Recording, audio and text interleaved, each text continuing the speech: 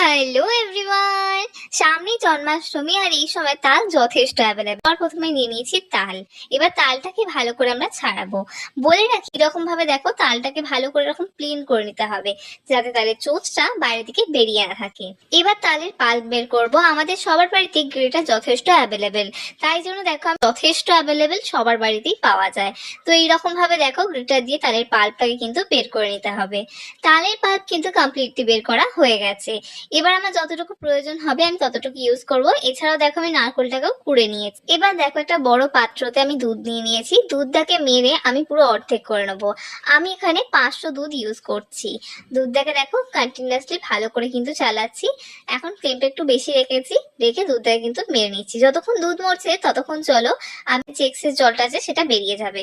তালের এক্সেস জল বেরিয়ে গেছে আর দুধটাও দেখো পুরো অর্ধেক হয়ে গেছে। তখন কিন্তু আমি তালের পাল্পটাকে দিয়ে ভালো করে কিন্তু এটাকে মিক্স করব। মিক্স করার সময় ফ্লেমটাকে কিন্তু লো রেখো।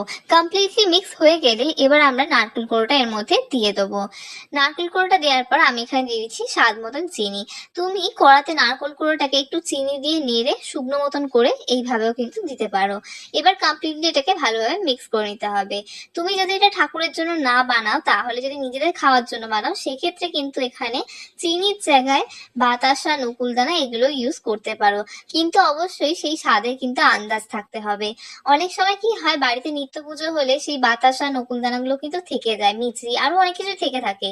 তো তোমরা কিন্তু এই রান্না এরকম ভাবে ইউজ করতে পারো। এবার বাতাসা বা চিনি যাই দাও না কেন, সেটা গলে গেলে আমরা এলাচটাকে দেখো একটুখানি চিড়ে এর মধ্যে দিয়ে দিচ্ছি। দিয়ে সমস্তটাকে কিন্তু ভালো করে কিন্তু মিক্স করে নিতে হবে। আর এই সময় কিন্তু একদম পুরো এটাকে শুকনো মতন করে নিতে হবে। আসলে চলো নামটা বলেই দিই এবার কি আমরা বানাচ্ছি। আমরা এখানে তালের ক্ষীর বানাচ্ছি। ক্ষীরের যতটা কনসিস্টেন্সি হয় সেই অনুযায়ী কিন্তু এখানে রাখতে হবে। এবার দেখো ভালো করে কিন্তু আমি এটাকে শুকনো শুকনো মতন করে নিয়েছি। এবার যখন সার্ভ করব তখন আমি উপরে ড্রাই ফ্রুটস একটু ছড়িয়েছি। তুমি চাইলে ড্রাই ফ্রুটস নাও দিতে পারো, চাইলে দিতেও পারো, তোমার ইচ্ছা। তো কেমন লাগলো এই রেসিপিটা নিশ্চয়ই